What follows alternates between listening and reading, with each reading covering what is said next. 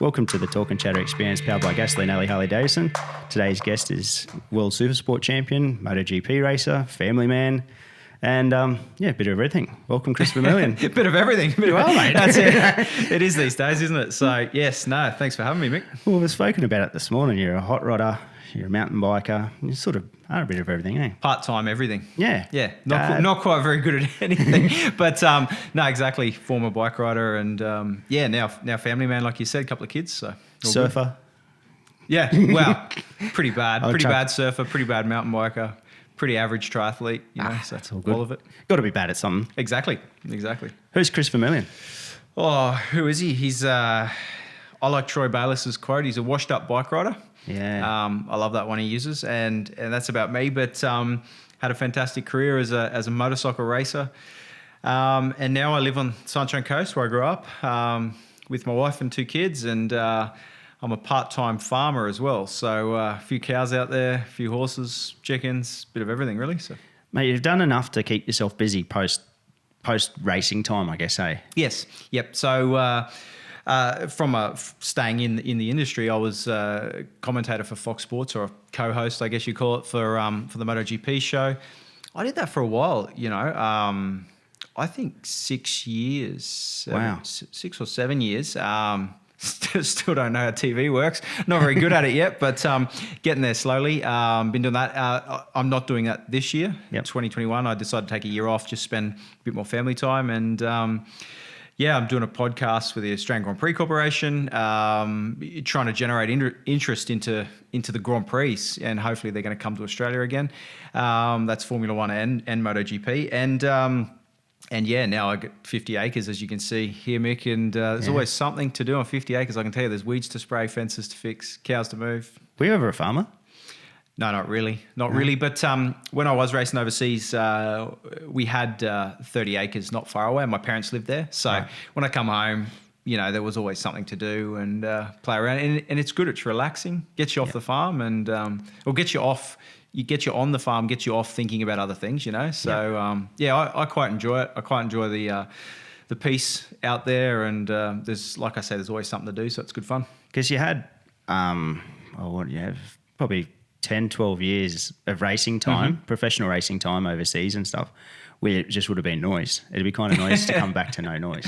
I was, you're right, I think it was 12 years or coming up on 12 years, and I was impatient. I was a motorcycle racer. Everything was about going faster. Everything I did was about going faster on a motorbike. My wife will tell you that I wasn't the easiest person to live with, I reckon. I can't imagine I was. You're very impatient, focused, just want to go fast, want things to happen very quickly. So moving back here to, the hinterland and where things are a little bit more laid back, it took me a few years, but I am a lot more chilled out these days, and it's good to be here. Mate, it's a word you've used a couple of times this morning, impatient, even car colours or anything.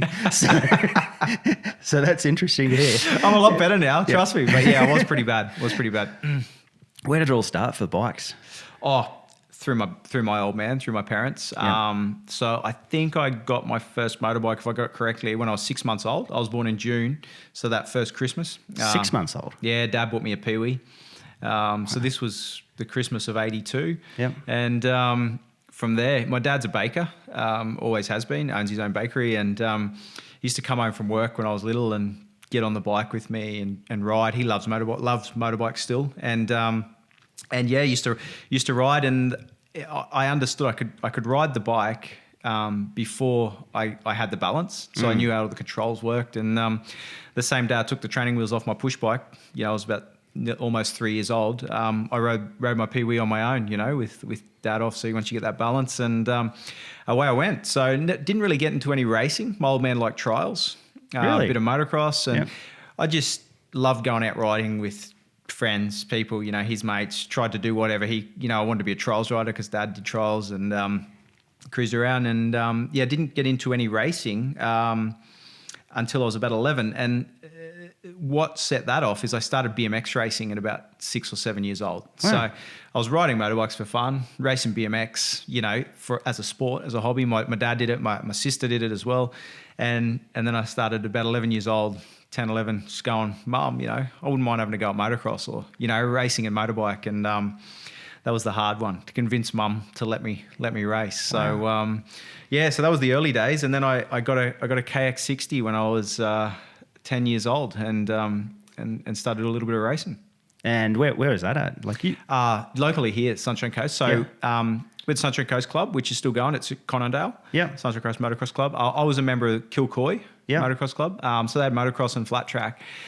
And that's when I got more into the flat track, the dirt track racing, because you'd go out there in the day and you'd ride both. And I much preferred the speed than doing the jumps, basically, from a young age. And got into that and then started to do more flat track racing from about 11, 12 years old, sort of around the state and eventually the country as a junior. So it wasn't an easy period, I've got to say, because that age, so I started flat track racing. There was a few guys that I was racing against that didn't do too bad in motorcycling. There was Anthony West, Brock Parks, Casey Stoner. The Stauffer brothers.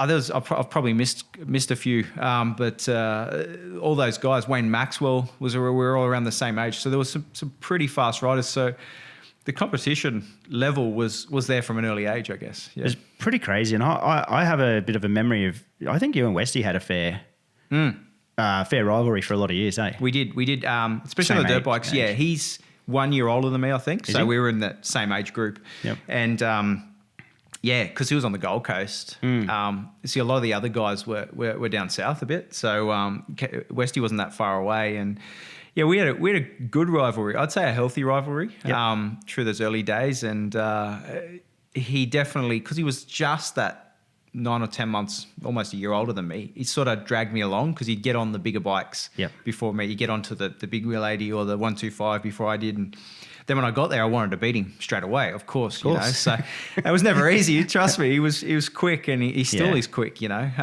But yeah, it was good fun. And like you did some time up at Maryborough and stuff too. Hey, memories of Maryborough. Bit of I think you made it. I'm a Ballina Richmond River Motorcycle Club member from back then. You come there a bit as well. I did come there a couple of times. Maryborough, actually, once I got into flat tracking more frequently and got away from the motocross. So when I was about 12, 13 years old, Maryborough was my club. Yep. So it's an hour and a half's drive from where I was living, but that was our local club. And mainly because it was an oil dirt track, and I just loved it. You know, you put those wet weather slick tyres on your CR125 at 13 years old, and you're doing 130 k's an hour or whatever we're doing. It was, and sliding the thing. It was. I just loved it. That was my. That's what I wanted to do, and I just enjoyed it. I never thought I'd make a career out of it at that stage. I just loved going and riding my bike. It's such like oil track, especially. Yeah. I felt it's just such a good foundation for road race. Hey, I agree completely. Yeah. You know, and I mean, Troy Bayliss did it with his Bayliss Classic. You know, he could run an event on an oil track, bring dirt bikers, bring road racers, bring flat trackers, and we're all reasonably competitive. You watch the road racers go and they run the front wheel. The motocrossers are trying to stand the bike up, but you know, they don't mind it sliding. It was good fun, and I still think oil dirt tracks, when they're prepared perfectly, they're pretty hard to beat. Yeah, I think it's one of the best forms of motorcycling. Yep, I agree. That talking about the Troy Bayliss Classic, that's the YZ450s you had. Yes, they're pretty legit, hey? They were fast. So Serco built them, Gavin Eels and the guys at Serco there, and man, that 450 I had, it had some horsepower. I did so little riding on it. I didn't get it turning as well as I wanted, but it was a cool thing. It was definitely kept me on my toes. That's for sure. They did a good job with that event, hey? Yeah, really good. I went for 3 of them. I didn't go the last year, and they had an issue with the weather, and that's the only thing with all dirt. You can't ride when it rains. Just a piece of glass. I know, pretty much. You go walk on it, and you'll go ass up. That's for sure. But Troy did an awesome job, and Pito and Kim and all the guys involved with running that, and it'd be great to see if something like that could come back again. Who knows? If it did, it'd be. I think it'll draw a crowd again for sure. Yeah, no, definitely. And when was it when you found that like you could be a career out of this or work from it? Like from motorcycling? Yeah, when was that? Oh, gee, I don't know. I mean, my birthday was in June, as I said earlier. So I couldn't race till I was 16, really, in Australia. The junior classes were just coming in just before my 16th birthday. So I did the odd couple of races here or there. But and that was always a funny thing for that, wasn't it? The 15.9 or whatever. There's a few rule pushes and stuff. Yeah, I tried, but in New South Wales at the time, I wasn't even allowed to ride a bike on a track to even practice. In Queensland we were. So I had a 125 GP bike up here, an old one, and used to go to Lakeside, do a bit of practicing, and then basically I did a few races on a 250 GP and a 600. The last 3 rounds of the Australian Championship and a couple of rounds of the Queensland Championship, and I did reasonably well. I won a couple of races, and when I first went road racing, so the following year I went on to an R1. This is 99. So what a I was jump. 16, I know. And the Australian Superbike Championship, and that's when they sort of brought all the thousands in with the 750s and tried to... So we had thousands, but less work allowed to be done than the 750 proper superbikes, like Kawasaki and Suzuki were running. And what a jump, like you say. I mean, the depth of the field then, there were factory teams from Honda, Kawasaki, Suzuki, Ducati, all the guys, Yamaha. So Steve Martin won that championship. Andrew Pitt was second. Craig Connell was racing. Sean Giles, Adam Ferguson. Peter Goddard, Kevin Curtin. I mean, it's huge. Big depth in the field, and I learned a lot very quickly. I had a couple of podiums actually towards the end of that year. As a privateer, won the privateer championship. I think I was about 7th or 8th in the championship. But it got me an opportunity because those races were televised. So we got some sponsorship. Yep.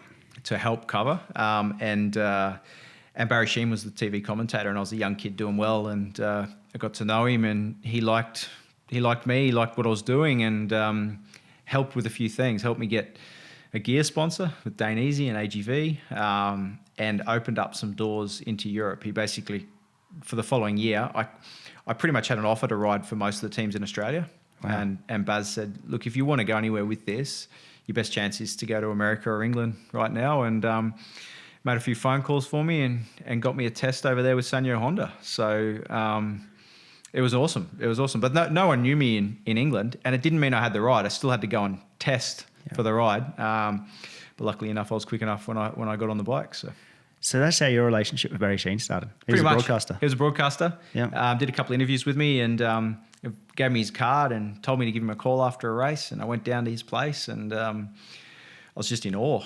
It's great Barry Sheen, and he's taken an interest in me, and couldn't believe mum and dad were paying for leathers and helmets for me in Australia. And so he just goes, "Oh, what's the time? Hang on a minute." Dials someone, starts speaking in Italian, and it's someone high up in Dainese, and he's talking away for 5 minutes or so. Hangs up and he goes, "There you go, I got you 3 helmets and 2 leather suits and a few pairs of gloves coming." It's like couldn't believe it, Yeah. But just the doors he could open. He was definitely a good bloke. Yeah. He had a way, hey. That's a way of putting it. Yeah, definitely had a way. Just charismatic and such a great bloke. And it wasn't only me. I was talking about Troy Bayliss. I spoke to him the other day at something else, and we're doing an interview and spoke about Barry. And Troy said, it's Barry Sheen that opened up a door for him into England after he did that 250 GP wildcard. It was Barry Sheen that wrote a letter to HRC to get Mick Doohan an opportunity on a 500. It was Barry Sheen that took Troy Corser over. He just opened so many doors for so many people. He didn't guarantee you anything. You still had to go and do the work, but he put your name there. Yeah. And actually, when I raced in Australia in '99, I went to the Motorcycle Grand Prix at Phillip Island that year, and Barry got me a pass, and went in the Suzuki garage and met Gary Taylor. And Baz said, right then, Sete Gibernau and Kenny Jr. on the bikes, I think. And he said straight out, he goes, "Oh, this kid's pretty quick, Gaz. You need to get one of these 2 guys off the bike and put him on." Now I'm just thinking, oh, geez. Right, it's 500 Grand Prix, sort of thing. It's funny, when I rode for Suzuki a few years later, Gary wasn't the team manager then, but he came to me and said, "Do you remember a few years ago back at Phillip Island, Barry told me to get you on the bike? Well, it's happened now, and you're doing all right, aren't you?" So, yes, quite it's like funny. A full flip, isn't it? It was a full flip. So. Guess that would have been too. That year's the championship year for Junior. Was he 2000? Next year. Following year. So he was second that year. So he was still going fast. Still going good. Yeah, exactly. Wow, that's huge. Exactly. So, and riding R1, if you come from riding CR1 to 125s and stuff, what was that like at that time? Because they were wild machines too. It was fast, no electronics. I I mean, I did a few races on a 600, Yep.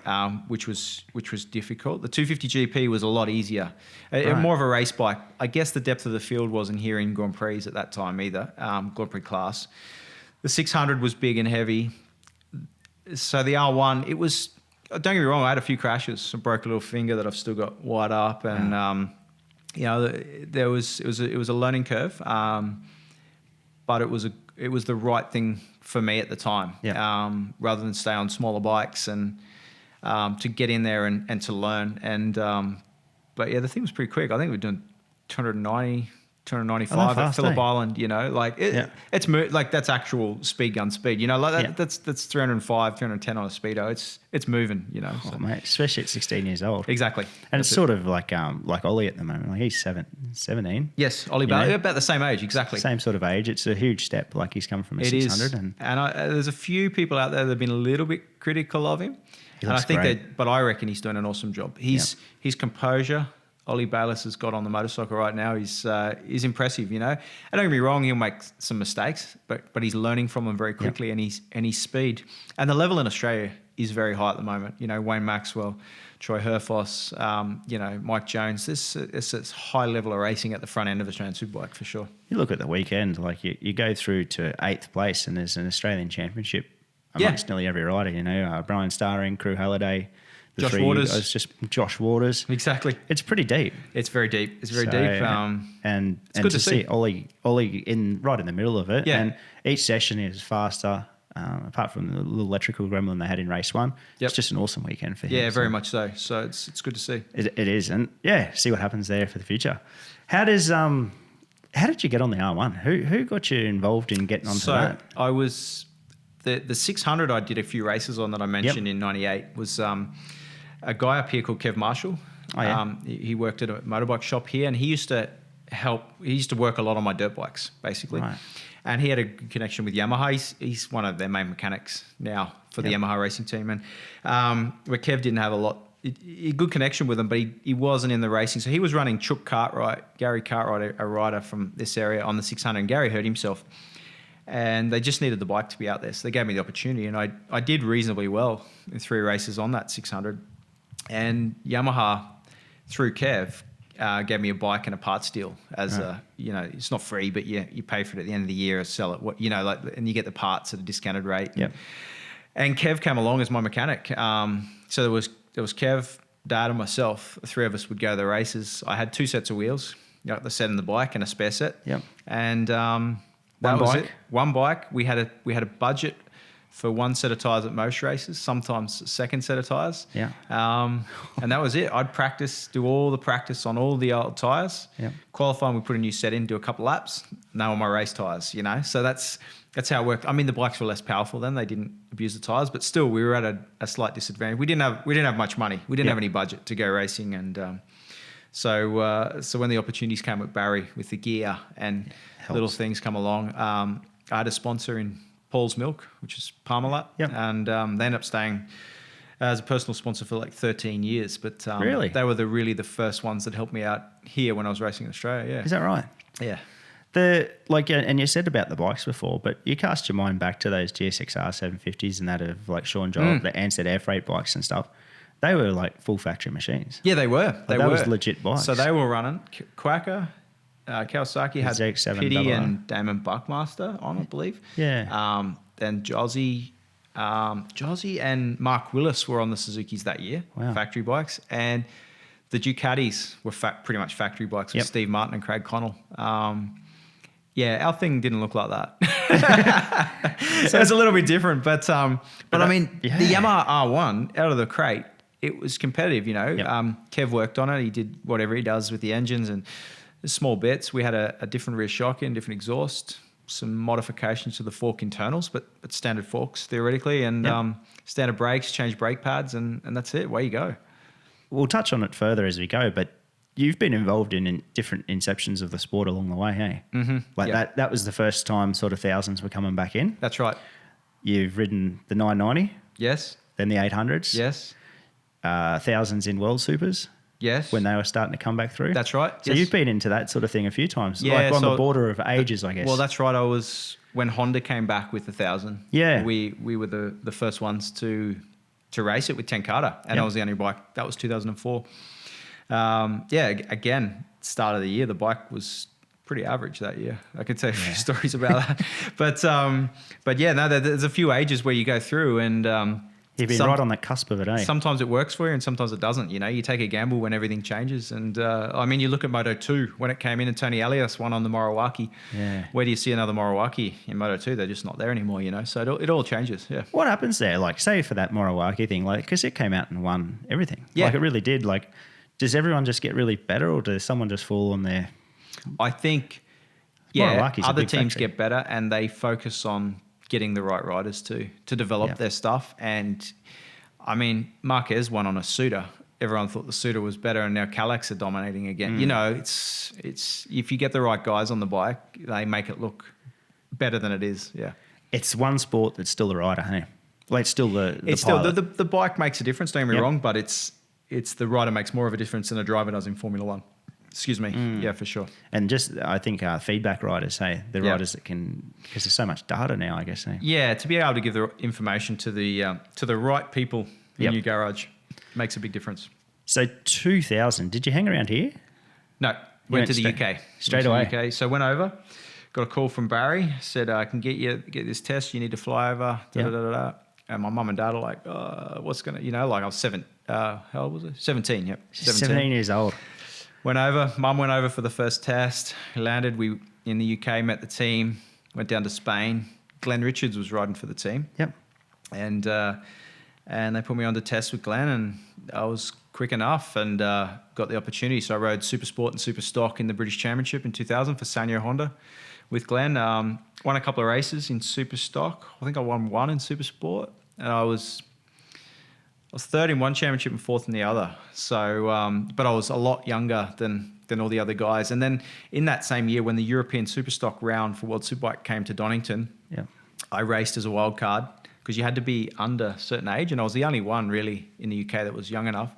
And I won that fastest every session, qualified pole, new lap record, and won the race by 7 or 8 seconds. So. Wow.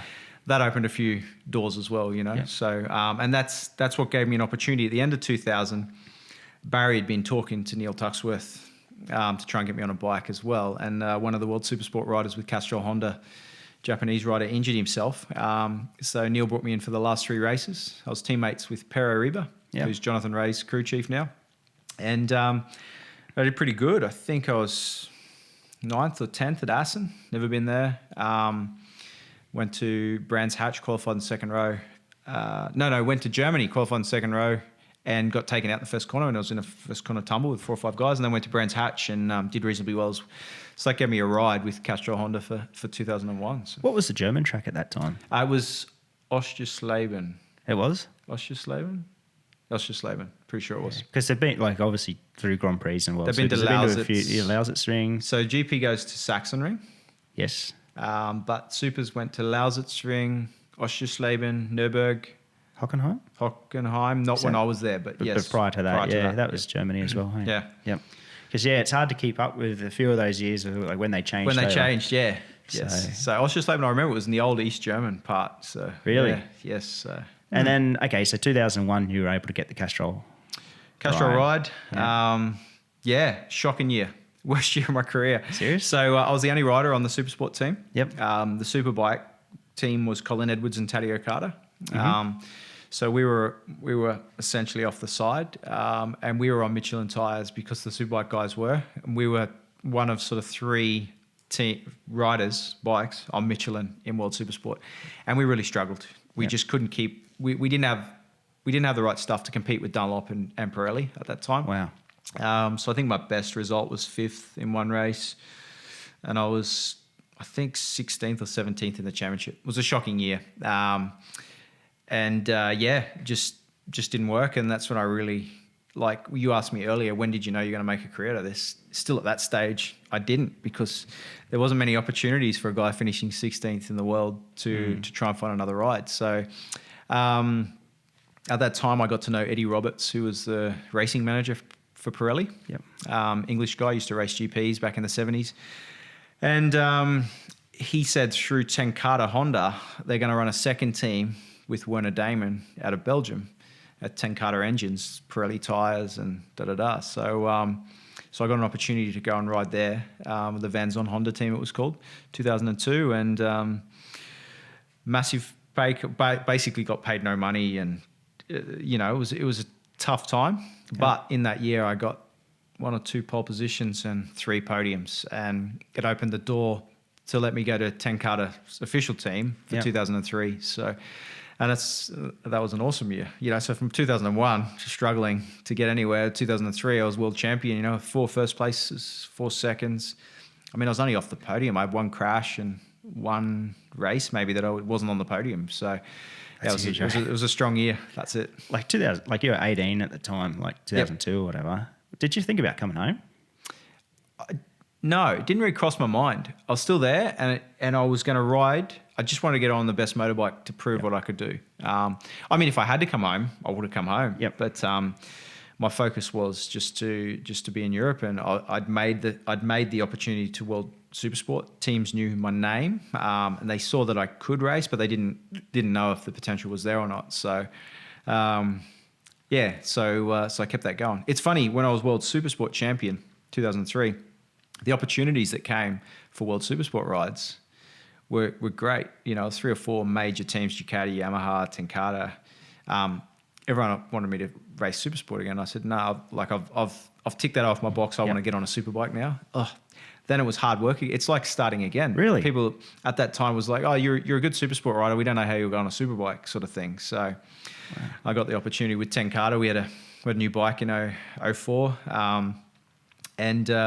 I mean, I led the championship with 3 races to go, 1.5 rounds to go. The second race in Imola, I was leading by 1 point. We had an oil leak on the warm-up lap. Actually went out on 1 bike. It was playing up. The bike I finished second in race 1, or race 1. And I come onto the grid and I said, it's got a miss. There's something not right. So they switched the other bike out, which had a new engine in it overnight. Yeah. And there was an oil line that wasn't connected. So I hadn't done anything. Took off on the warm-up lap. Went into turn 1, big high slide, broke my scaphoid and hip. Didn't know at the time. And Giovanni Busset, legendary guy in the World Superbike paddock, picked me up on his bike, brought me back around. I missed the start, jumped the wall, got on my other bike that had a miss. They'd fixed it in the pits. It was just an electronic glitch. Got on it, passed the safety car. I think I ended up finishing 6th or 7th from way back, but I was in a lot of pain, and afterwards I found out I'd broken scaphoid and a chip bone on my hip. And at that point I was 3 or 4 points off the lead of the World Championship, and we went to the last round and the bike stopped in both races. But starting that year, we went out, we had no fairings that fitted. It was the first Fireblade basically out in the world. Yeah, the first one.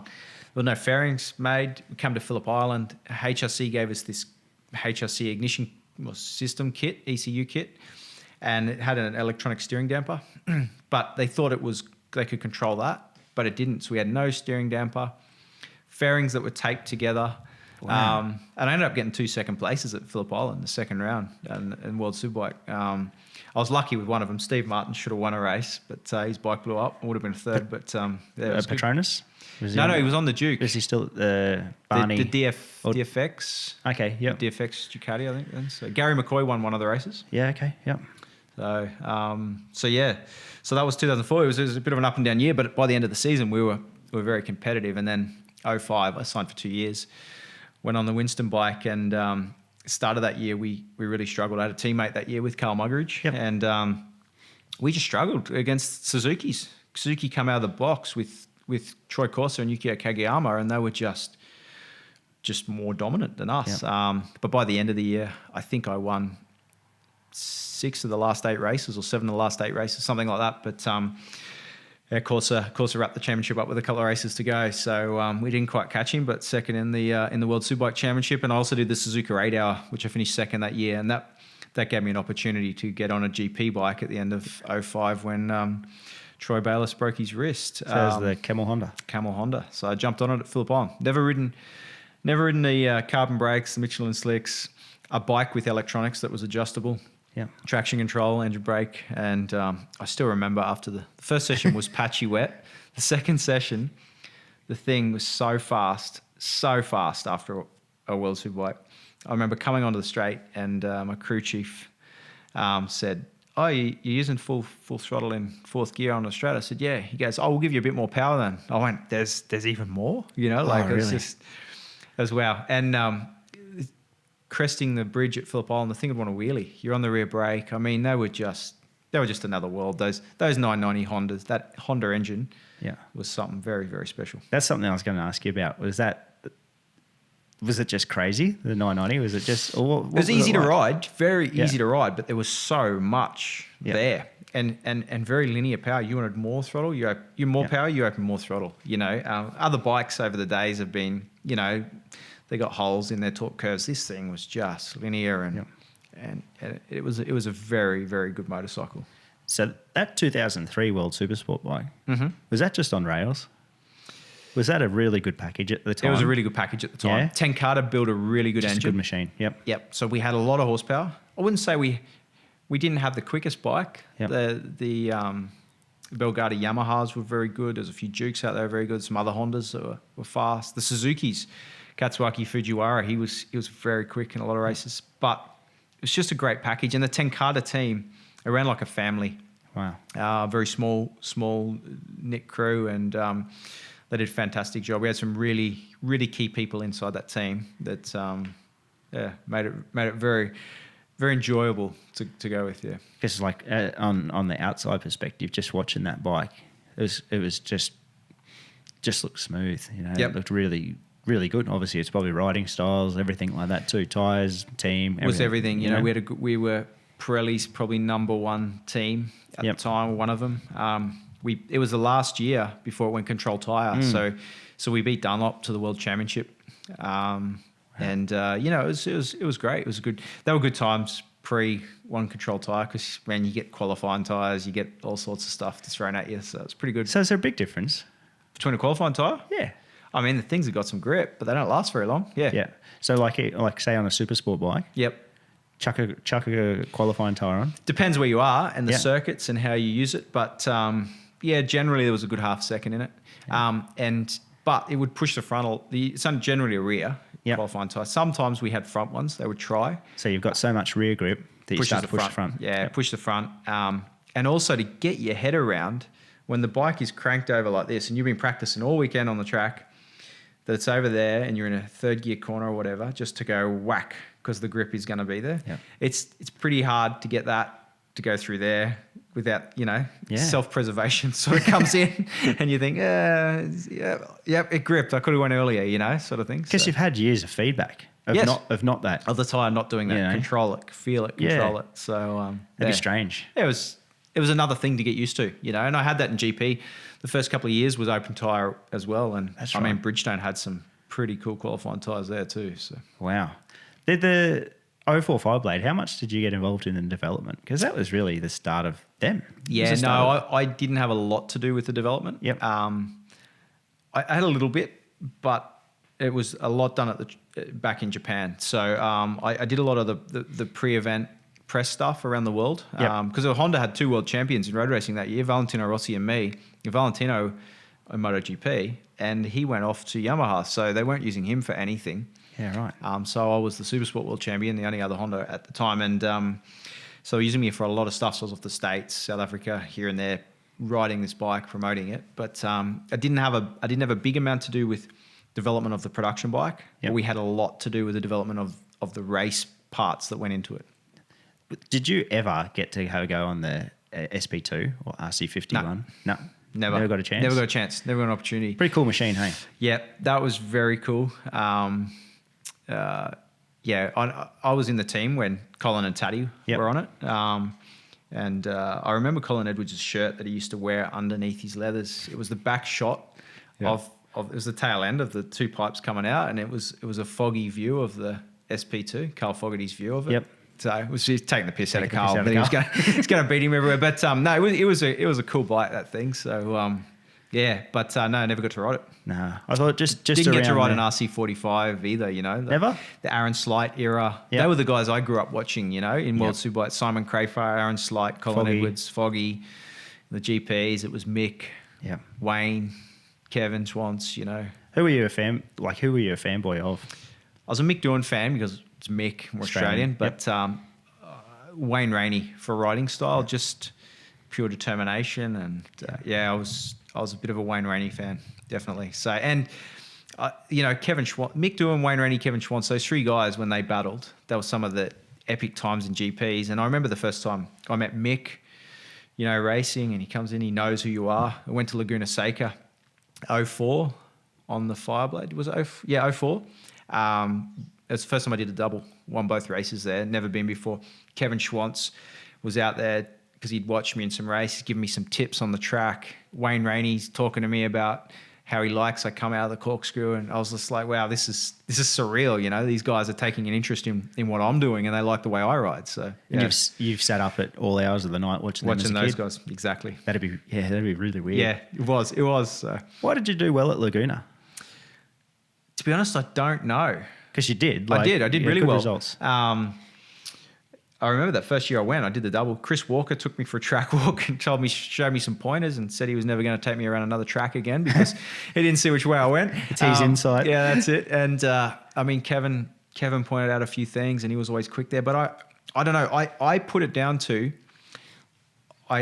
I don't think I did exceptionally well there. I struggled at more of the European tracks where the European riders have ridden for years and years and years and years, and they know all the insides, everything about it. They go to Laguna or Phillip Island. It's a little bit different for them. They didn't grow up racing there. They don't know every little bit of the circuit. That's a good insight. I think that had a little bit to do with it, you know. So I felt like I was on more of a level playing field. It's like when I went to GPs. My first year, I hadn't been to half the circuits, and even rookies that have come in had grown up racing them on mini bikes, 125s, 250s. Then they come into MotoGP the same year as me, but they know all these tracks inside and out, you know.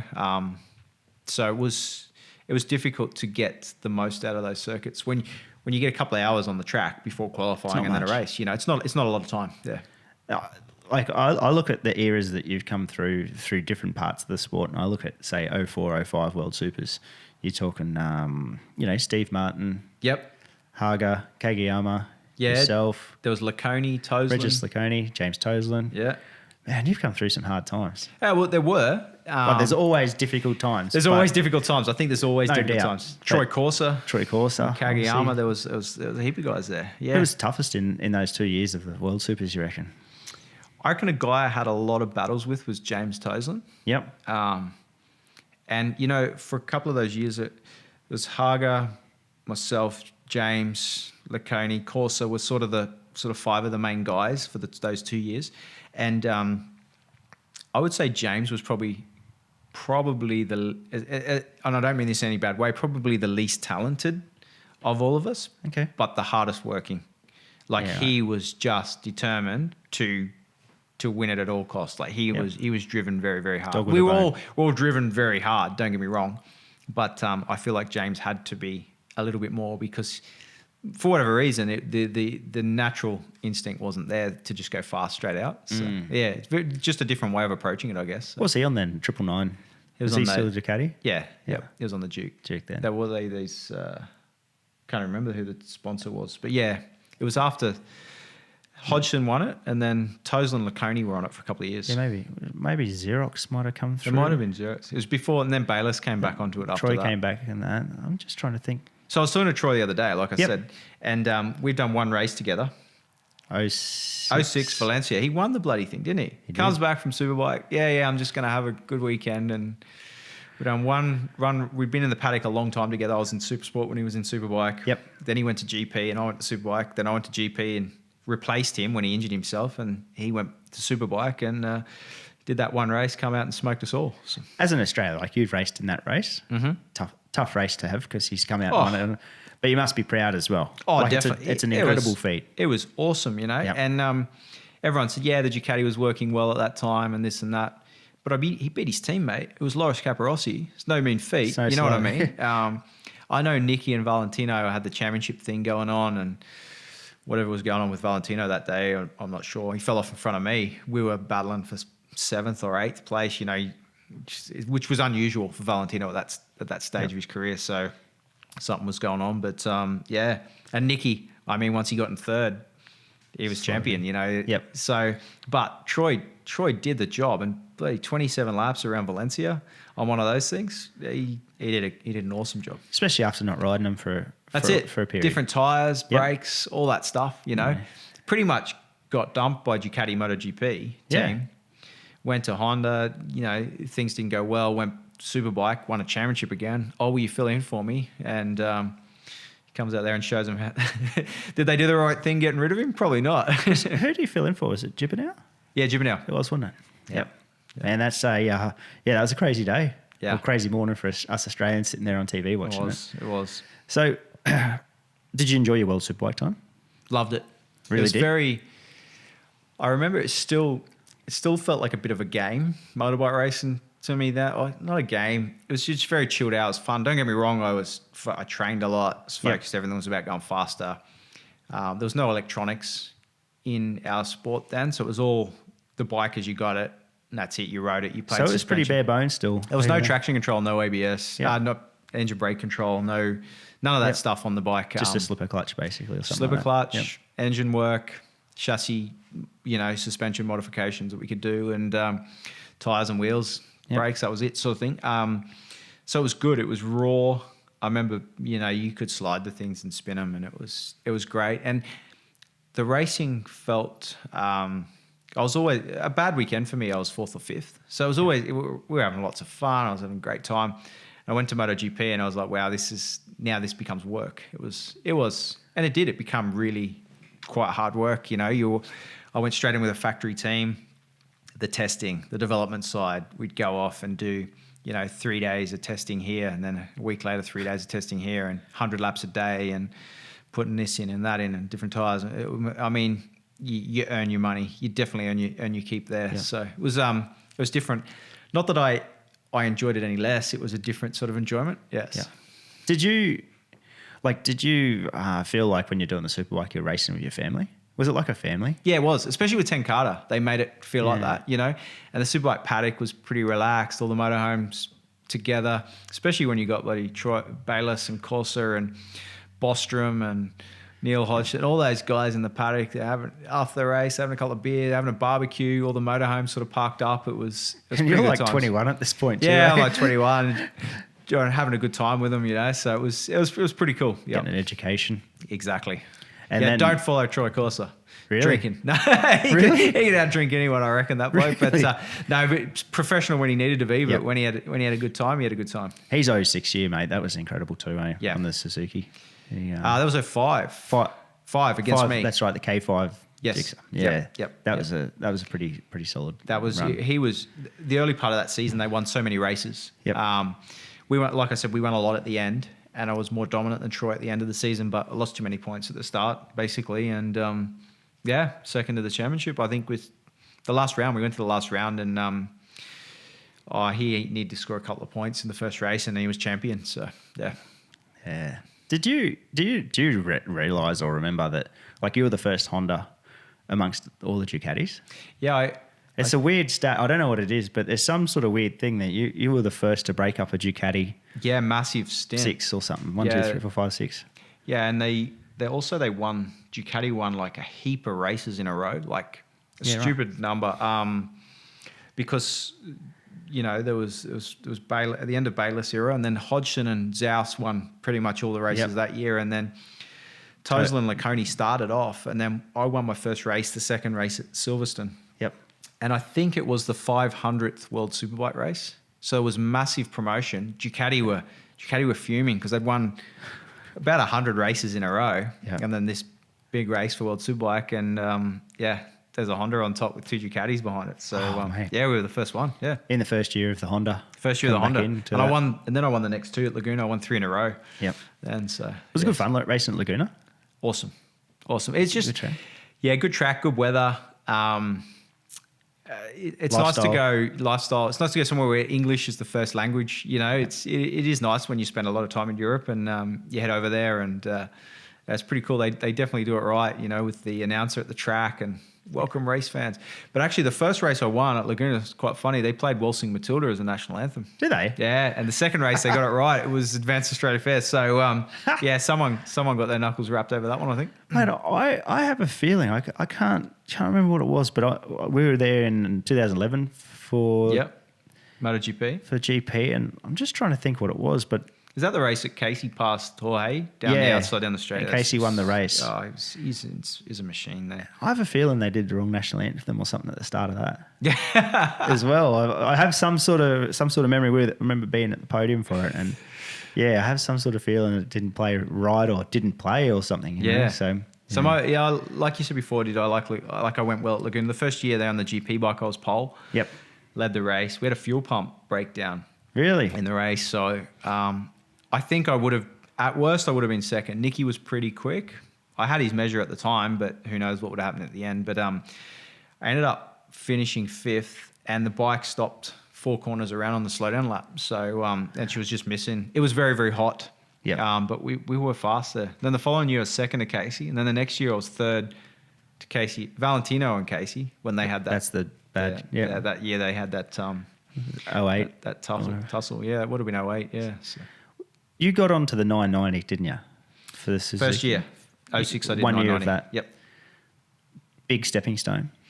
Yeah, so I rode that Honda that we said before, Troy Ballas's bike. Camel bike, the Camel bike. And how did Suzuki come about at that time? Well, I'd already met Paul Denning. I knew Paul. Yep.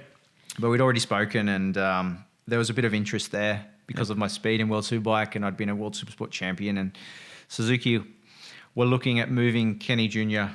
on. Like he was going else. He was going to ride for his dad, basically. Yep. Looking for somebody. And I mean, it wasn't the best bike at the time. But anyway, I got on the Honda. The first race, I finished 10th or 11th. I can't remember. 10th. I was in front of a couple of Hondas anyway. Yep. I beat Biaggi, and he was on another Honda. That's huge in itself. Exactly. And I went to Turkey and did the same thing, did quite well. And basically, I said to Honda, because they wanted me to stay in World Superbike. They were going to pay me a lot of money to stay in World Superbike, a lot more than I'd had been on, and more than I got to go to GP, because they wanted that championship one. And I said, well, there was a few things that happened in 04 and 05 that weren't my fault. We got disqualified from a couple of rounds because, one, our bike didn't cut out when it leant over. I lost 25 points there. That would have won me the championship in 04. And then in 05, that's why we had technical problem. With 3 races, the bike stopped in for me. And 2 of them I was leading at the time. So, I said, in my opinion, I've won 2 championships here. You guys have lost it. And I know it's a team, but this was my negotiation skills. And I need to and I said, I've done 2 Grand Prix now, and I've got a hell of a lot to learn in this sport. In my opinion, I need to get on a Grand Prix bike. And Honda, no, we don't have any opportunity for you. And I said, well, I've got an opportunity elsewhere. And I don't think they believed it at the time. So, I went and signed for Suzuki. And, Honda were not very happy because they said, oh, we could have made something happen in LCR. And anyway, that being the bike that Casey got on in the end. So, yeah, right. So the possibility was there to get on that. No, I don't think who knows? I might have done better on it or might not have. But you went into a factory team. I went into a factory team, 2-year contract, and straight up. But who would have known Casey Stoner was going to be Casey Stoner, basically? So, yeah, it wasn't on the radar. I mean, he was good in 250s, but he wasn't someone that dominated like he did in MotoGP. So. And I think the timing of everything, like, you know how things are like a recipe? Yep. Yeah, I think the timing of him coming across and the bikes. And I mean, it wasn't easy, though. My rookie year, there might have been more, but I think 5 of the guys was Casey, Danny Pedrosa, myself, Tony Elias, Randy DePunier. I mean, there was some speed in that rookie championship. And Danny won that. Danny was 3rd or 4th in the championship. He was much stronger than us, so... Yeah, it was huge. And coming from Danny was like, he's 250. Yes. You knew it was coming. Yes, that's right, exactly. But yeah, it was a big jump, eh? Yeah, very much so. What was the feel of, because there was a lot of conjecture around superbike riders coming into MotoGP and that, obviously with Troy and Colin and stuff. Was that sort of still around? What's the best way to put it? It's not frowned upon, but it's not considered. Dorna have put in.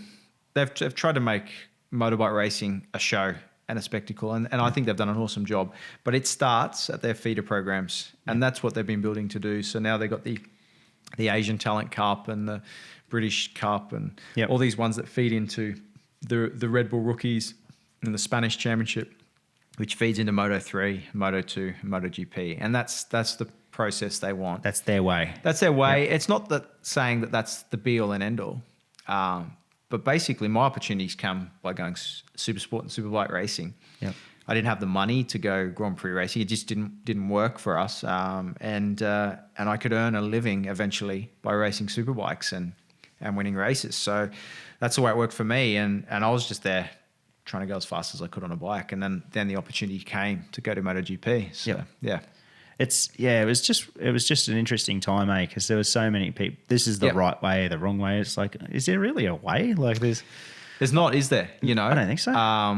And I don't think Superbike's not any easier than MotoGP. I perhaps the depth of MotoGP field is more, but the guys at the front are still bloody quick motorbike riders, I tell you. Still pushing it, hey? Yeah, definitely. How was the Suzuki at the start?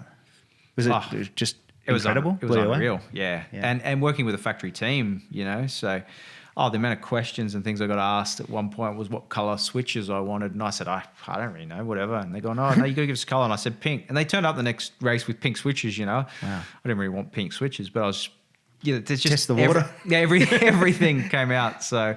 And it was a big responsibility, you know. There was two guys there pushing that brand, and it was good. It was good. It was a really good bunch of guys in that team as well. So and a few of them are still there with the current Suzuki team now. So, really? Yep. How was it to learn the tyres? The tyres and brakes and the front end and the mechanical grip that a MotoGP bike creates was the hardest thing to learn, I think. Power's there, you know, once it's working, it's in your hand. And electronics was another thing to learn, but that was more me giving feedback and the team trying to develop stuff in the right way. But from a riding point of view, to get the most out of this, especially with a Bridgestone front tyre, that was pretty hard to crash on. Carbon brakes, the rigidity of one of those things, it was, man, you could enter a corner pretty fast. And to get your head around the right way to do it, that was a hard thing. Guess like you're talking the R1's about 300 k's an hour at Phillip Island. What was your 990? 330? 333. I think maybe 340. Maybe 340 at Magello one year. Big jump, isn't it? Yeah, huge jump. Yeah. But the body only feels acceleration. It doesn't feel speed, if that makes sense. So these things accelerate fast. Yeah. So the number you get at the end is only relative to the amount of the length the straight is. But it's how quickly these things punch off a corner that when you don't ride one for a couple of months, you go off season and you go back. And normally we'd start at Malaysia. And you ride out of the pit lane, 60 k's an hour, and you turn the speed limiter off. And you just go, and you go, that's right, that's what I do. You know, it just pushes everything back on you. You go, wow, that's fast. So it feels like you're starting again. Yeah, that's it. You said about the European tracks weren't good. Yeah, They were more difficult. More difficult. Yeah. Why'd you do well at Assen? Same deal. Like over the years, like we're not saying one particular thing, but you had. It might have been the Dutch heritage. Who knows? Could be, mate. We've got the last name. We've obviously got the family That's there. it. Yeah. And I used to get a lot of support there, especially, you know, being a bit of Dutch heritage, and then riding for Ten Carter, and they didn't really have a Dutch rider. But answer the question seriously. Assen was a tricky track, and I guess it was probably one of those circuits that the Europeans didn't go to a lot. Yep. The Spanish and Italians sort of rode Le Mans, Barcelona, Mugello, Jerez, Misano. All those circuits got ridden a lot. Assen was probably those, you know, in winter you can't ride there. It's too cold. It's barely warm enough in summer. But it's, I don't know. And it's a technical track, especially the old Assen, when it used to be the circuit was like a road. So it had a crown in the middle. And you couldn't see the outside white line, and you'd have to pick the bike up as you went over the crown, and getting the most out of it was, again, Kevin Schwantz was special around there. Mick was special, you know, watching those guys and studying video. I rode Assen well. I won 3 out of my 4 World Superbike races at the old Assen track. Love the place. Why did they change that? You tell me. I'm still furious about it. That was, don't get me wrong, I love Phillip Island, I love Laguna, but that old the original Assen, well, it's not the original one. The original one was very, very long back in the day, but that circuit we rode on in the late 90s, early 2000s, that was the best racetrack I've ever ridden on. Wow. Awesome. It was about, I don't know, 6.5 Ks long or something, a lap. It was well over Big 2 length, minutes of a lap. And you're just curving through these corners and spinning into positive camber and then negative camber and controlling the bike. It was, to get the most out of that place and to be consistent around there, to put laps together, put a whole lap together in qualifying. Yeah, she was pretty hard work. It looks like one of the better places. Oh, it's cool. It's cool as. What was Turkey like? Turkey was, I liked the place. Well, yeah, I qualified pole there. I think I actually come up on a list the other day. There's only been a number of 8 riders or something that have qualified pole in their first 5 MotoGP races. That was my 5th MotoGP race, and I was pole. Yeah. So Lorenzo leads it. He was pole in his first race, and no one's been there. Like I guess as well. You're no, on I went there. It was a wet qualifying. I'll give him that. But yeah, it was quite dominant. And I think I had the lap record maybe when the track closed, because in the race I got taken out. There was a coming together with Olivier Jacques and Danny Pedrosa. Right. And I went down as well. I was in about 4th or 5th. And then my bike was on top of Danny, so it was fine. So I stood on his bike, picked mine up. Yeah. Just had a little bit of a bent handlebar. And Paul Denning still gives me a hard time about that. I was so anal about my handlebars being absolutely perfect in setup. And this handlebar was bent. I got the fastest lap of the race. Melandri won it. When I picked the bike up, for example, I was 25 seconds behind him. And by the end of the race, I was 22 seconds behind him. You know, like it's the first time I demonstrated like real speed in dry conditions, like with the race winning or podium finishing speed. Yeah. So with the bent bar. With a bent bar. Paul goes, you don't need to come in and get those handlebars perfect. You can ride it, you know, like, yeah. So. Was that a fun play? Like, as a spectator, like, for me, it was super sad that it shut. Yeah. Because that looked like that right-hand uphill corner, that looked unreal. That was almost flat. Really? Almost flat out. So, you were accelerating up out of a tight hairpin, a couple of kinks, and you would just hit... you would hit 5th gear by there, and you would just roll the throttle just to get a little bit of load on the front tire, because if you held it pinned, the front would push through there, and then just accelerate and drive the thing through, and then hit 6th. And probably one of the fastest corners in the world, like, you know, approaching it at probably 260, 270 and knee down and just spinning the thing out. And again, qualifying tire on. In qualifying, it's like, wow, full grip. How much am I going to push this, you know? So yeah, it's pretty cool. Yeah, it looked like, It just seemed a shame because the surface everything just looked like a great place. I think that was a bit of a Formula One versus MotoGP thing. Really? Bernie Eccleston owned the track. Oh, really? I don't think he wanted bikes to go. I don't know what the whole ins and outs were. That's what we got told anyway. Yep. So, Shame because that looked. It was like a cool good place. track, and it was a good place to go to somewhere different. You know, again, I was competitive there because a lot of the guys hadn't ridden it. So. Yeah, it's back to square one. You're all going to do the same. Exactly. How was the first few years? You did 7, 8, obviously as well in it. Mm-hmm. Over to 800. Did the bike get better or worse as it's going to an 800? Suzuki in 06 when I rode the 990. Yeah. Basically, sort of wrote off 06 year for me and Hopkins for getting good results. So what they wanted to bring me on as a MotoGP rider. Yep. And basically develop a bike that was going to take an 800 engine.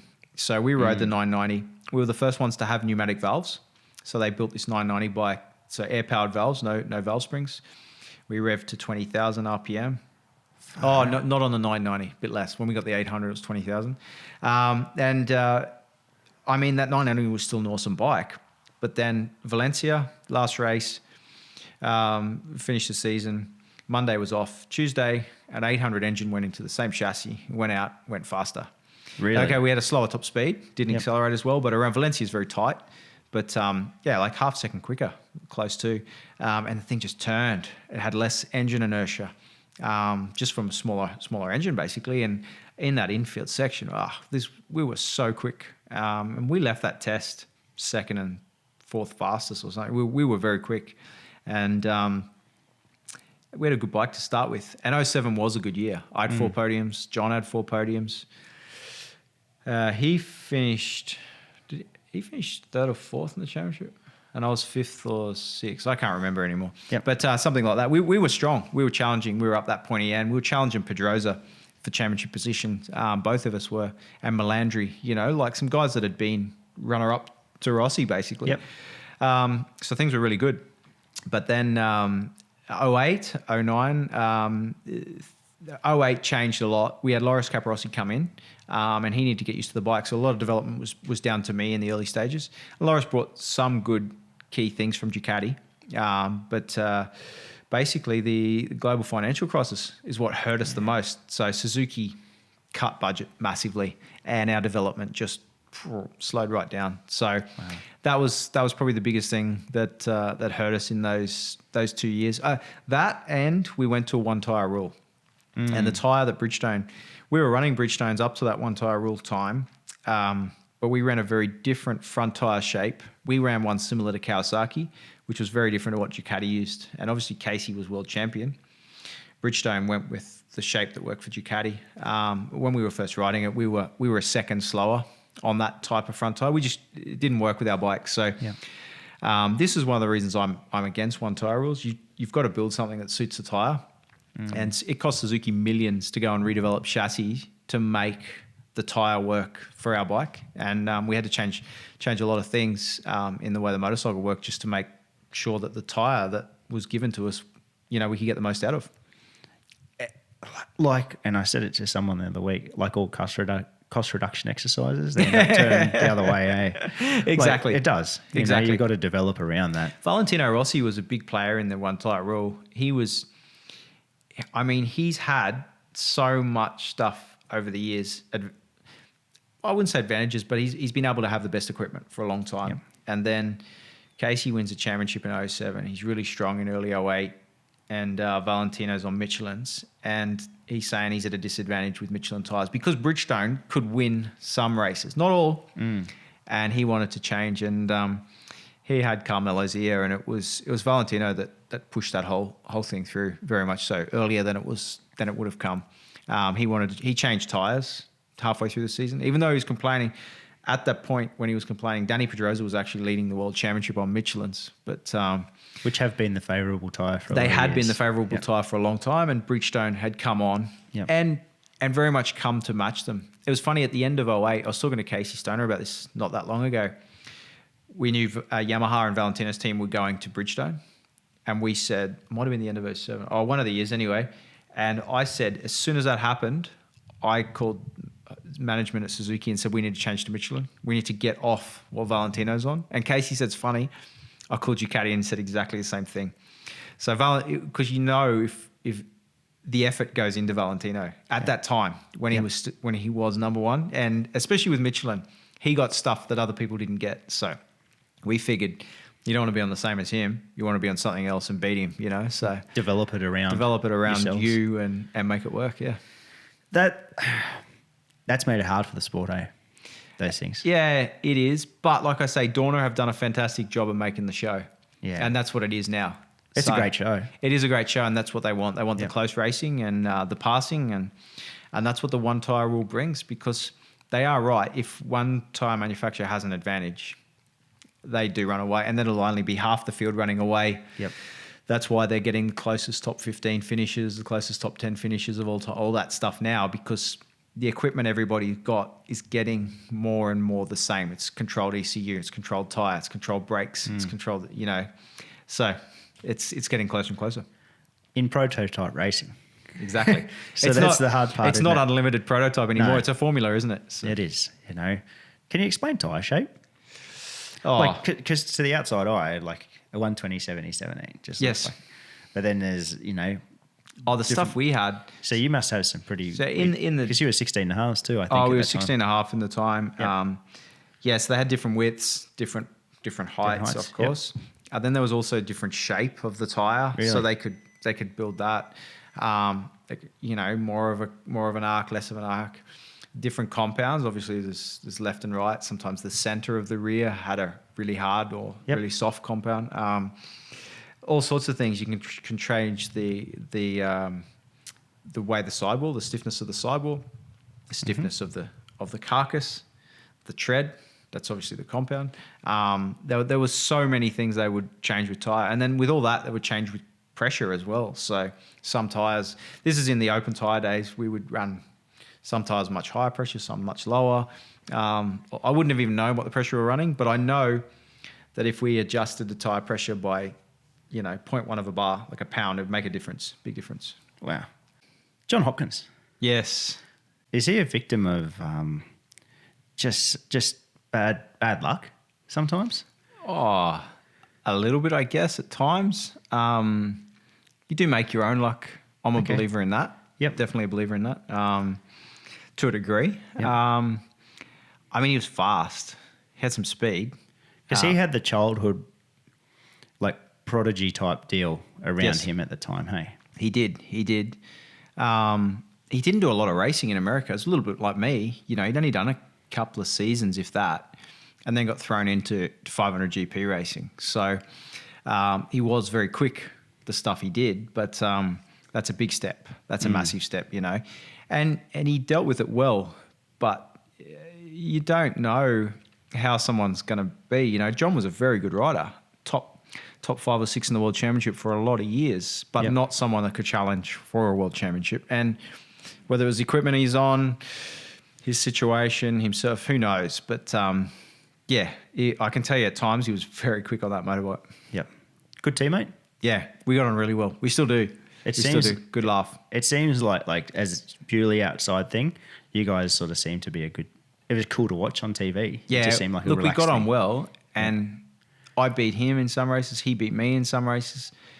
But that was it. We just wanted to beat each other, but we weren't driven to, we still had a friendship, Wasn't Swanson. Yeah, there was only exactly. There was only the two of us on the Suzuki, and we wanted to make that bike go better. And after a race, if he finished 5th and I was 8th, we'd come in and I'd be like, John, this and that. And he's like, yeah, same here. And or that happened, or this, like with the bike, how can we actually make the bike better? So we would sit down a lot and debrief a lot together to try and push the Suzuki on.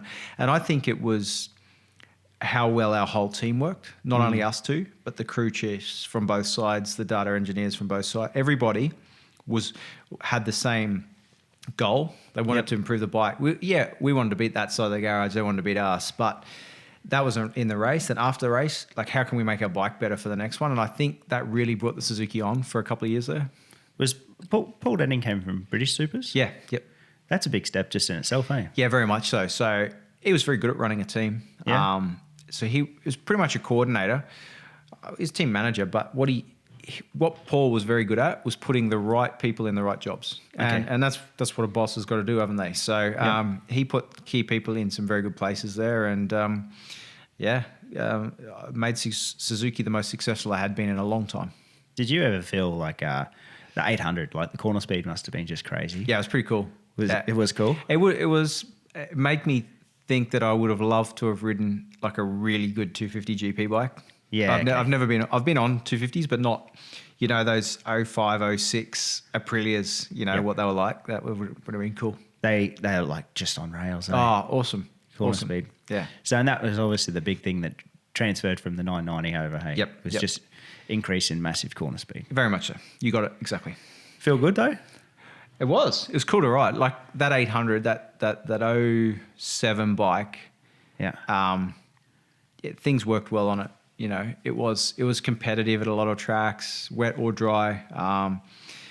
We were probably at a bit of a disadvantage in electronics, but electronics still hadn't taken over massively at that stage. Ducati and Honda apparently and Yamaha had better stuff than we had. It was easier to use, but it wasn't the be all and end all. Right. When I won in Le Mans, we'd done no wet practice, and we had no traction. I had no traction control in the race because it was horrible. It was working all the wrong places, and so I just basically switched it all off. And so it was all switchable at that time? Yeah, it was adjustable. Yep. Man, it's such a... There's a bit to do on a MotoGP bike. When you're trying to fight the thing, you got map switches and engine brake control, so we can control how much... it basically runs this 1 or 2 cylinders on while you're braking, so it doesn't lock the rear wheel up, but doesn't push you forward either. So you can control how much of that is. You got traction control settings to play. There's bits to do. And now you look at Jack and that, and they got that ride height adjuster, so they lower the bike when they're coming out of turns, and it's a video game, hey? A bit to play with, eh? I think that's sort of not. It's not a video game, but it's taking it to another level. It's another level, and like that whole video game thing is to me nowadays is what it sort of seems to be. Yes. Just the speed of it. I know. Of all the buttons you got to push. Because how cool was it, in those early days when Barros was racing against Rossi, and like Barros was so deep on the brakes, but then he'd go wide and Valentino'd pick it up and he's spinning the thing out of the corner. And, that wasn't video game. That was through raw. the seat of your pants. That was feeling the thing, Gary McCoy. As well.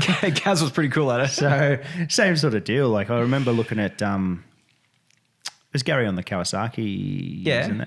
What track? I'm just trying to think what track it is. Catalunya. Yeah. Catalunya's got the double rights. Yep. And you would have enjoyed riding this too. Yeah.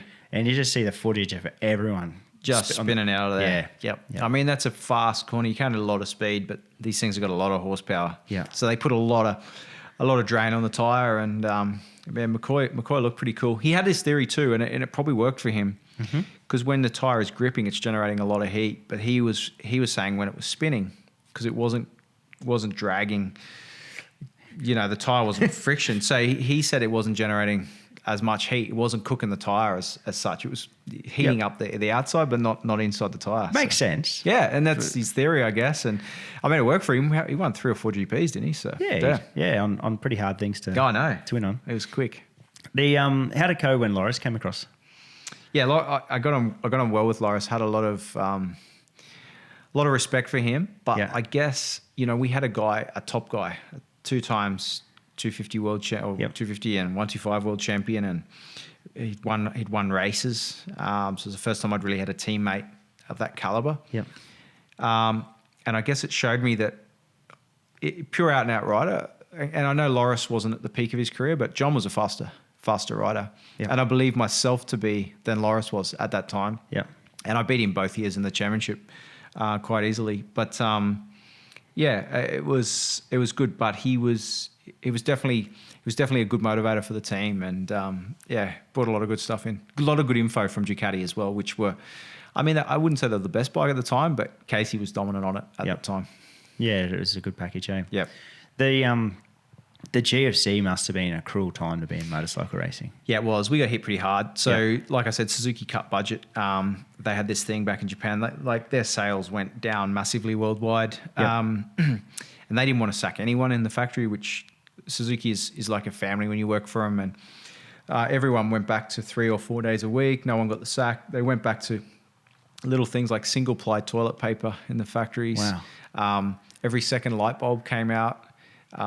Photocopying was to be done both sides of paper, and I mean, with a big company, they were cutting costs everywhere. So you can imagine a race team that they're spending 30 million euros on a year or whatever it was. They're going, well, we can just shave 5 or 10 off there, can't we? Like that's a lot and that affected us, affected our results a lot, and that was one of the reasons I parted with Suzuki, because I didn't know where it was going, and I was right. The team did stop in the end, which was unfortunate. Because it does seem like, and you're inside this factory, Yep. that Suzuki's like the little family compared to some of the others, in a way. Especially Honda and Yamaha. They're big companies. They're more of a family sort of company, I guess. Very much in so. a way. Yep. Were you in touch with Barry throughout your career? No, because, unfortunately, Barry passed in 2003. Was it 03? Yeah, 2003. Yeah, so he passed away not long before I won my first ever World Championship race, which was Phillip Island, 2003, on the Tenkara 600, and I won by a long way, running the number 7. So that was a special moment. But unfortunately, he wasn't there to see it. Man, I wouldn't have thought it was 2003. Yeah, it's a long time ago. Yeah, I thought maybe just as you maybe got into 6 or 7 or something. Yes. Because I was going to ask you, because you festivals of speed and that, I've seen you've had the opportunity. I've done a couple of festivals of speed at Goodwood to ride the bike and stuff. I've ridden Barry's bike. That must be pretty special. I've ridden some at the Australian festivals of speed, Eastern Creek. Yeah. I've ridden it in Goodwood. I've ridden it in New Zealand. So I've ridden some of his bikes a few places. It is a special moment. I got to tell you, the first time I rode his 76 bike or something, bloody old Baz, because he came off the British bikes. Yeah, gear levers on the wrong side, brakes on the other side. So it's reverse pattern with your reverse pattern shift with the gear lever on your right, brake on the left. So I'm doing a wheelie on this thing, like it's irreplaceable. And I go to grab the rear brake and I go up a gear, didn't I? So I was like, oof, that was a little bit close. Be careful what you're doing on this thing. So, oh mate, those things is like riding around gold around a track, eh? Yeah, I know. So, because that's I must say, it seems like you have got it. Craig Lowndes has got like a special connection with Peter Brock. Yep.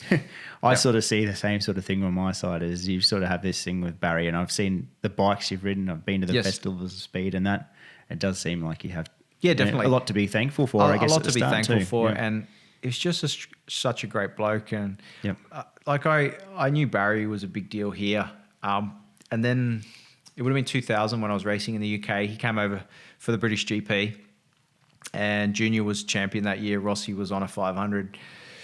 Max Biaggi was there. Yeah, some big names. Yep. Autograph session. They had Barry Sheen because he was riding a Manx Norton in a historic race, support race. Now, the crowd, the lineup for autographs for Barry was 5 times longer than all the others put together. And he spent time with all of them. And I mean, these are MotoGP guys. Barry comes in a helicopter. He's got motorhome. Like, he just knew how to play the part. And it was all charisma. Valentino Rossi was the next Barry Sheen. You know, Barry brought motorcycling on a long way in the early days. And yeah, he's still such a big star in the UK especially. 100%. After the Suzuki, where'd you go? Kawasaki, World Superbike. World Super. Yep. So, like I said, I parted ways with Suzuki. I had an opportunity to stay in the MotoGP paddock with Pramac Ducati. Now, Pramac weren't a top team at that time. Yeah. And that was pretty much my only opportunity to stay in the MotoGP paddock. There was a little bit of talk with Gresini's Honda at the time, but Simoncelli was coming in, and they weren't sure what they were doing with Bautista. Bautista went to Suzuki. Randy DePunier was doing. There was a few little things, but I had an opportunity with Kawasaki factory to go World Superbike racing and develop a new bike for them. So it was a 3-year contract straight up. It seemed like a really good project, and I liked a few of the people that were involved with it. I got on really well with them and thought they were going to do a good job. And to be honest, they have. A lot of those guys are still there. It's come through to now, hey? It has. But that first year of the bike was the old ZX10. She was a bit of a warhorse, I guess you could say. And it pretty much ended my career. So at Phillip Island, I had a gearbox. I crashed in race 1. The bike wasn't really capable of being on the podium. And I think I was in 4th place, fighting pretty hard for 3rd. And I made a mistake. I crashed going into Honda corner. My own fault. Went down. The throttle got stuck open and blew up the engine. So next race, I've ridden the other bike. And long story, it was a new engine gearbox that had gone in. And during the race, again, I was reasonably at the pointy end. It was early in the race, though. Up to Lukey Heights, and I've gone to downshift and the gearbox locked up. And I went straight ahead and hit the wall and did a lot of damage to my knee. A lot more than I thought I initially did. And it pretty much ended my career, that crash. I don't know if I'd ever come back from it. Even now, I struggle to be in the position of a road race Grand Prix bike, for example, for a long time. But yeah, I broke 4 ligaments, had no medial lateral meniscus left. The medial meniscus was torn, stress fractures down my tibia and up my femur. My kneecap was cracked. There was quite a lot of damage done. So I've got some donor ligaments in there. I got plastic parts, all sorts of things. And when I got it properly fixed, I was 5.5 months. I was supposed to be 6 months, but I got off crutches 2 weeks early. So 5.5 months non-weight bearing and 5 months of physio non-stop, 5 days a week. So just to get her all working again. And that's just to get back to a part, you know? Yeah, and I wanted to come back racing. That was the initial plan. But after that much time off, I was at a stage in my life, my wife and I we wanted to start to have a family. Yep. And the timing just worked. I never thought I'd know when I was going to stop. But I guess with that much time off, I was going to be 9 months off the motorbike. And in that, it took me nearly the 9 months to realize, I'm not going to come back from this. So I tried to come back to a few races a little bit early. Wasn't good. I couldn't get strength in my knee. I couldn't get movement. But long story short, when I got fixed, I'd made the decision, I filled in for Colin Edwards at Le Mans on the Forward Racing Suter BMW when there were CRT bikes. Right. So Colin supposedly had injured himself. I should have called him, really. I reckon he just wanted to get off it because it wasn't that good. But he missed a couple of rounds and I filled in at Le Mans. And I realised at the time I was happy because I didn't finish last and I didn't fall off, you know. And then I'm not racing for the right reasons then. The bike was pretty average. It needed a lot of work, but I helped the team. And then they contacted me if I wanted to do more races. And I said no. And then Kawasaki came back to me. Joan Lascours hurt himself. And they needed a rider and they wanted me to come back to World Superbike and what year is this, develop. Chris? This is 2012. Yeah, right. So the start of their run of their Kawasaki run. Yeah, when did Johnny get on at 13? Probably 13. Yeah, so it was 12. They wanted me to come back. And I said, look, I don't think I want to. You know, they were pushing very hard for me to come back and live in Spain. And I had tracks to use and Supersport bikes to get up to speed and super motard bikes and all this stuff and to get myself fit again. And I said, look, honestly, I've made my decision. I'm going to stop now. So, they tried to throw money at me, you know, like I was getting paid before and all sorts of things. But and looking back on it, I made the right decision. So we wanted to start a family, and I always said to Tony, my wife, that I didn't want to bring kids up in that environment. I wanted her around. I wanted to spend time. It was a very selfish thing to be a motorcycle racer, and when I had kids, I wanted to spend time with them. So we come back here and got two lovely girls now. So you come back to Australia pretty much straight away? Pretty much straight away. Yep. So we sorted a bit of stuff out in Europe, but come back in June, July 2012, yeah. Do you still like doing a track day or something every now and then? I haven't ridden a road bike since I did the Gsxr on a track. I did the Gsxr 1000 launch whenever the last one came out at Phillip Island. Yeah, a few years now. Yeah. Yep. So. Did you enjoy it? It was good. Yeah. We were doing I can't remember what lap times were. 1 minute 36, 37s on road bikes around the island. I was pushing pretty hard. I was going reasonably quick. So you make me sick. Yeah, that was good. Straight out. It was good for it had mirrors and all that stuff. But my old racing boss, Sunichi Sahara from Suzuki Moto GP team, was the project leader to the development of that bike. So he had me doing a few little things here and there, playing with some bit of engine mapping stuff. And once he realised I still had a little bit of speed in me, so it's fast. Straight out of the box. That was all right. Yeah. That was all right. Yeah, as I say, you make me sick. We were talking about 50-something the other day. Don't get me wrong. I've been around there in 29s or whatever. So, 36, 37 feels pretty steady. That's crazy. Yeah. How did... do you still love it? Do you still love the sport? I love the sport. Yep. Yeah? Definitely. Still love that part? I still love riding. And like I said, I grew up wanting to be a trials rider. I'm a pretty average trials rider. I'm a pretty average dirt bike rider. Like I go okay, but I'm not going to go and be, the speed of Ricky Carmichael or anything on a dirt bike. But I just love all forms of motorcycling. So I spend a lot of time on two wheels. I've got some mini bikes here. I make little grass tracks in my backyard. I've got 5 little 125s, all the same. And like 4 strokes, you're really quiet and perfect. Have a good time. I've got an adventure bike. I've got an enduro bike. I've got my kids. They've got motorbikes. I spend time with them. Yeah, so 2 kids. 2 girls. Yep, 7 and 5. They're riding, and the younger one's not riding on her own yet. So she's on there doing all the controls. She's got no interest to balance by herself when Dad can do it for her at the moment. So, but the older one, she rides around on a little Suzuki DRZ70. So was it a good journey? Awesome. The racing part? Yeah. Great. When I look back on it, and you've brought back a lot of memories, talking about it. Yeah. Things I forget about. There's lots of things. When I was racing in England, for example, Mark Knopfler was the team owner of Dire Straits Mark Knopfler? Dire Straits Mark Knopfler. And I was at a track at Goodwood. A guy reminded me on Facebook the other day. He was there with his dad, and I don't know their connection. And Mark was a sole owner of the team, and we were at Goodwood Circuit doing testing some parts because Mark had the track with his cars, and I mean some expensive cars. Wow. And Rowan Atkinson was there with some cars as well. And I got to go in. I didn't care who those guys were at the time. I had no idea. You just want to go fast. I just wanted to go and ride my motorbike. Yep.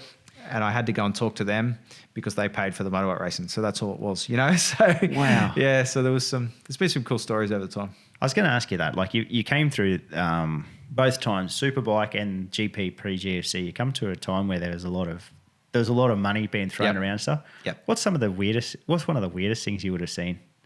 Pwah.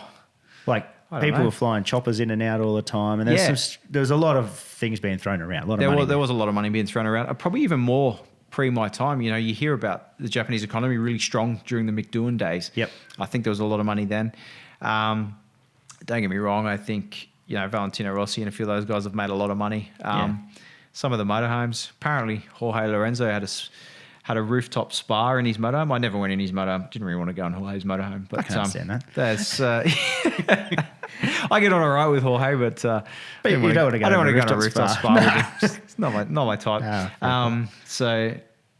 Weirdest thing, I don't know. Really, it's hard to say. Yep. Lots of stuff going on in the championship, though.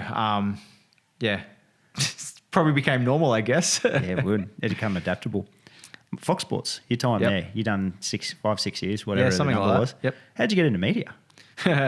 Just basically a call from Michael Strano, who's the producer at Fox, and Literally how it started. yeah, I did a little bit. Obviously, when I was racing, Yep. I did interviews with them, and they liked my on-air presence, and I did little bits and pieces for them. When I was at tracks in Europe, if they needed anything while I was over there, I was more than happy to help and give them whatever they needed. And Strano got in touch and said we got Moto GP back. Magoo's on board again, still, as they say. And I think he's the Fox Sports longest employee at about 24 years or something. Does he move? Like it looks like he's just sat in the same. He's same chair. Same chair. Yeah. We don't know what Kev does, but that's he's like the great. stick. You got it. Exactly. That's cool. And we want a third head. You know, we've got a host and Magoo, and we want someone else. And would you be interested? And I was like, well, never really thought about it, but yeah, I'll give it a go. Why not? And then 6 years later, I was still there, and I was humming and hawing a lot about this year. But just want to take time off with the family. Basically, kids are at school, and spend the weekends with them, and watch the racing on TV, chilled out for a change. So what would the routine be for that? You could fly out on a Saturday? Or? Nah, I get in normally Sunday, but I'd watch everything that was going on, obviously, and stay in touch with a lot of people in the paddock. And I've still got a lot of friends that are over there. So, you know, and I still stay in touch with them now, but just content and just little bits that we need. Because actually when we're on air in Fox, there's not that much to do unless something happens or there's something that goes wrong. And then you got to have a lot of information that you can give viewers because we're live on telly, you know what I mean? So, I still got a lot of information inside my head that I can bring out if I needed to, but I'd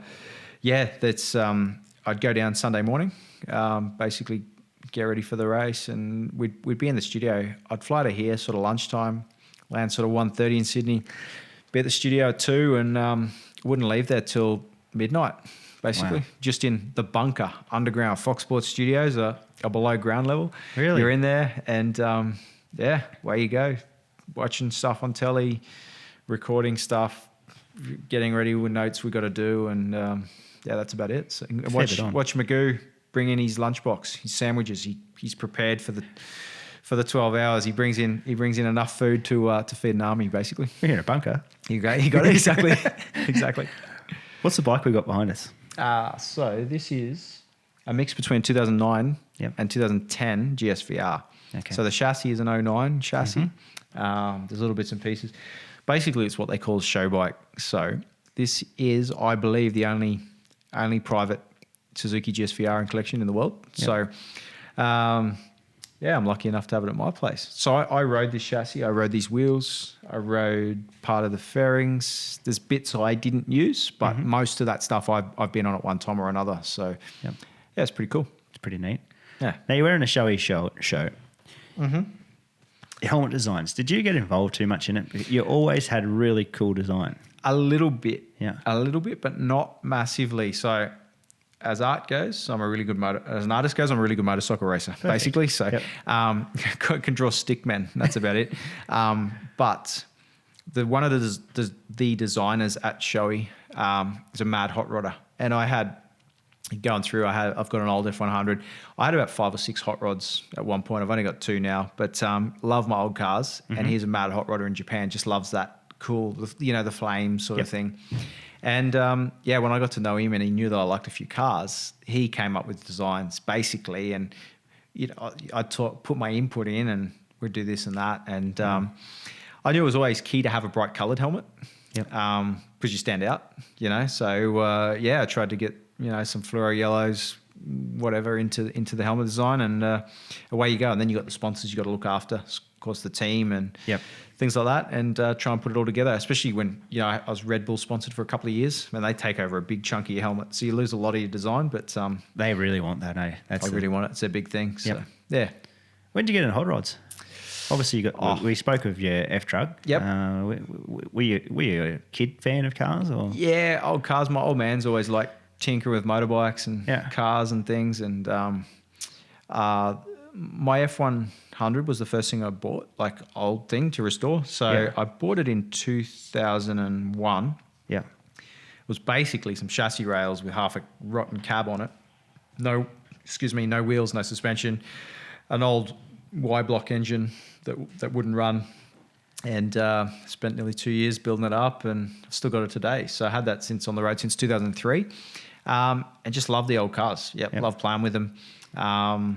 I've had a 1933 Ford Coupe, I had a 1957 Buick two-door special. I've still got a 1929 Hupmobile that we hot rodded. It was a four-door sedan. We cut it down and made it a two-door, four-seater, a ute back. Inside that's just an independent suspension and a fuel tank, and then a 400 horsepower Mopar with no engine bonnet, top or sides, so the engine's exposed. So she's pretty cool. Still got that. What else do I have?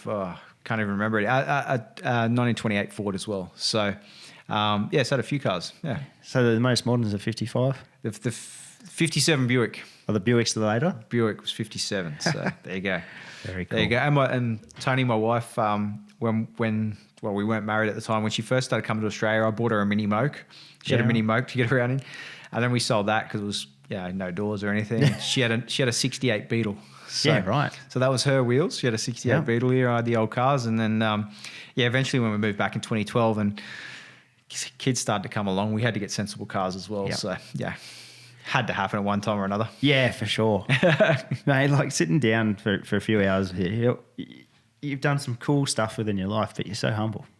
Yeah, the way I look at it, I'm the same as everyone else. I've got 2 arms, 2 legs. I could ride a motorbike faster than some people sometimes.